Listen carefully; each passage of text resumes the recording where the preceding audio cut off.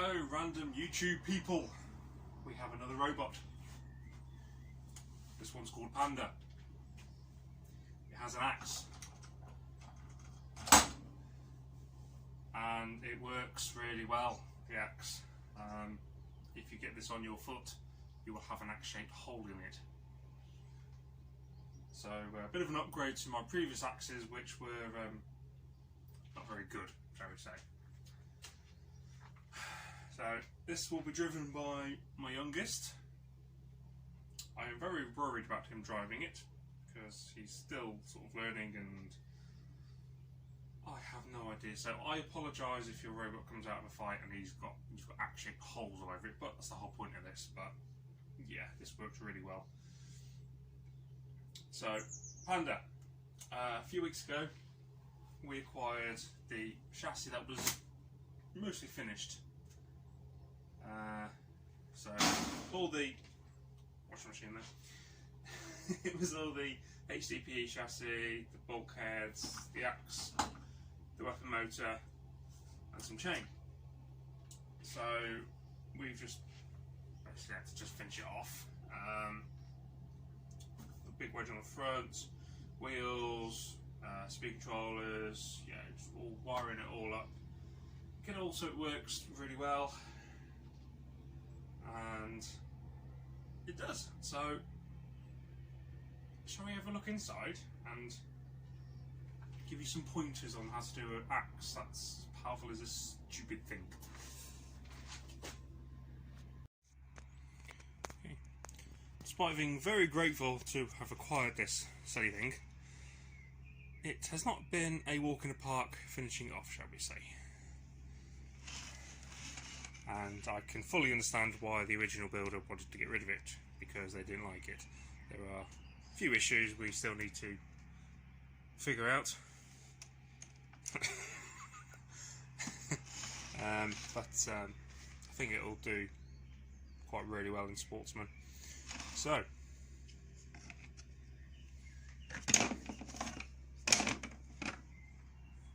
that silly big thing is the axe motor. Small cog to a big sprocket, 8mm chain. This is a 24 volt 350 watt scooter motor. Yes, scooter motors, which we quite often use in the heavyweights if you're on a budget.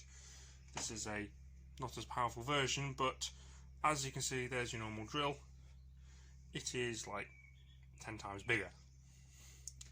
This will fling this over at very fast speeds with all the torque you could ever need in a featherweight, and it gives no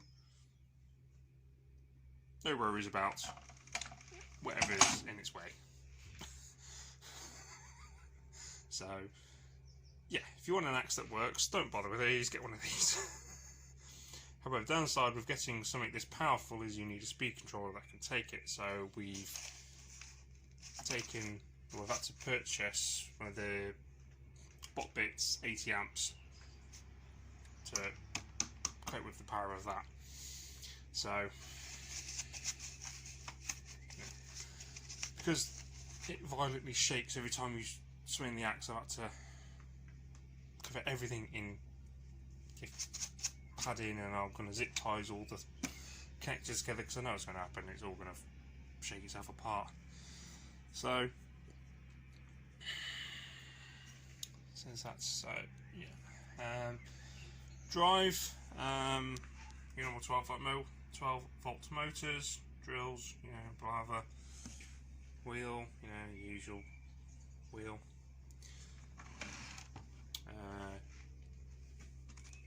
speed controllers for the drive are BB30s, which one's hidden there, zip tied, and the other one's underneath there, along with the receiver.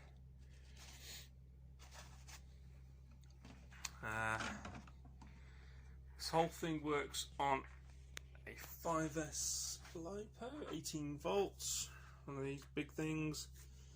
That fits, yeah, I know, not ideal, underneath there.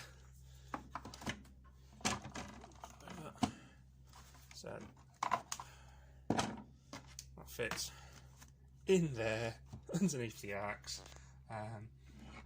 Not made an extra sort of piece that fits over the top, so that's 10mm HDPE plus the lid, which is 5 maybe. So an axe shouldn't get through that.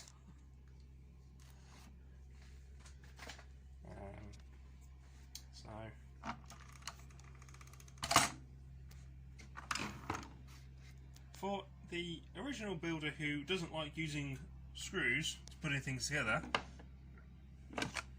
he always insists that I use barrel nuts and bolts and things.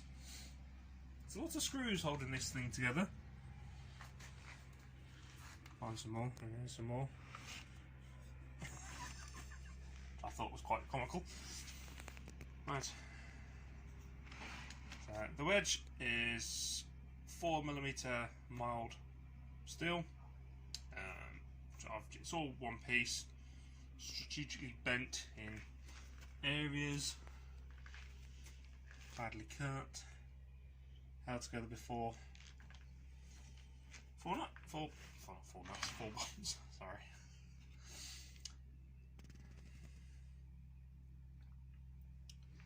So it's a bit tight than what I would normally like it in there, but it all fits. And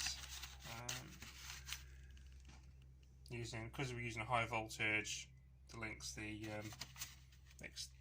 XT90 anti-spark thing. I don't mind using the sort of XT60s on sort of 4S, but anything higher than that is a bit of a spark that's created when you put the link in. So I've started using those. So yeah, there's on there.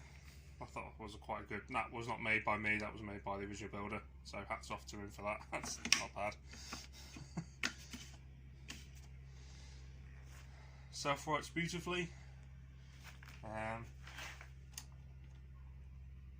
Chain is all yeah, so 8mm chain. So that's a 28.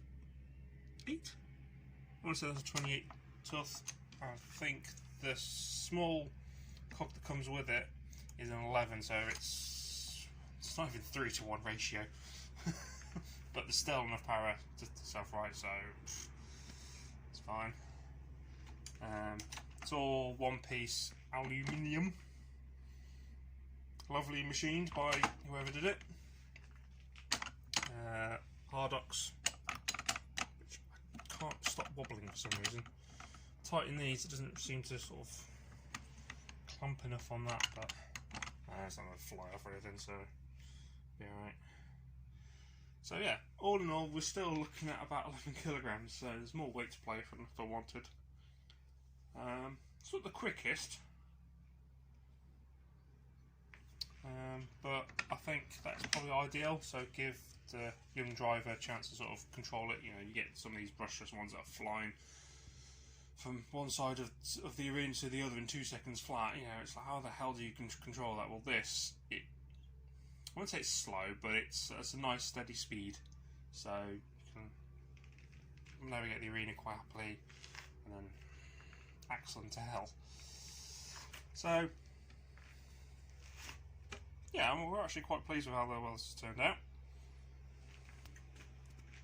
Half expecting the original builder to want it back, but tough hours now.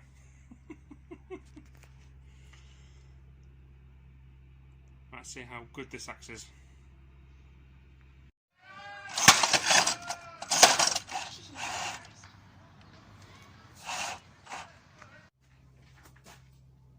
So yes, the axe works really well.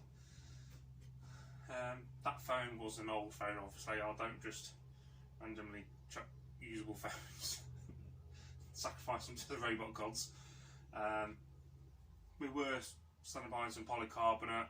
You know, the guy who was wearing his safety goggles, you know, did all the safety stuff, so, you know. But that phone will not be working again. So, yeah. Panda. I think Ollie still wants to get some face drawn on there, because the original builder, when he built one of his X robots, he did a nice little panda face. I think Ollie wants to sort of replicate that as well. And so yeah, if you want to build an Axe bot, scooter motors are the way to go. You can get a smaller 250 watt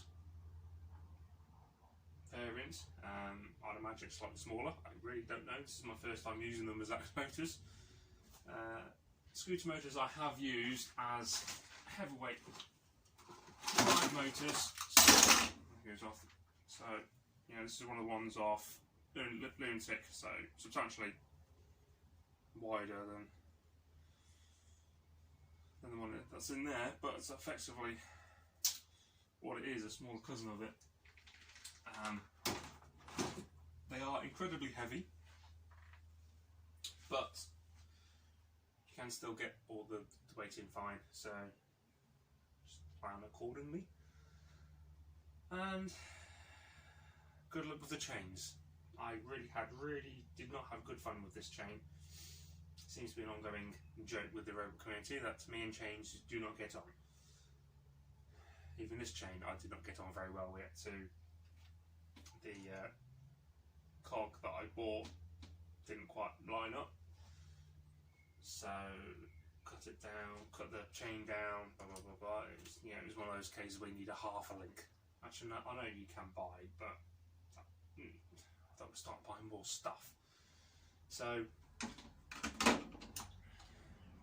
ended up moving the Axe motor this way, so it all line up all perfectly. Great, fine, bolted it all in, done, yep. Then it came to fitting the drive motor. There wasn't enough room for that. So it's like, okay, back to the drawing board. So, yeah, what we ended up doing is put it in the original holes, but raising it up to reduce the distance, and it's just chains. I don't like them.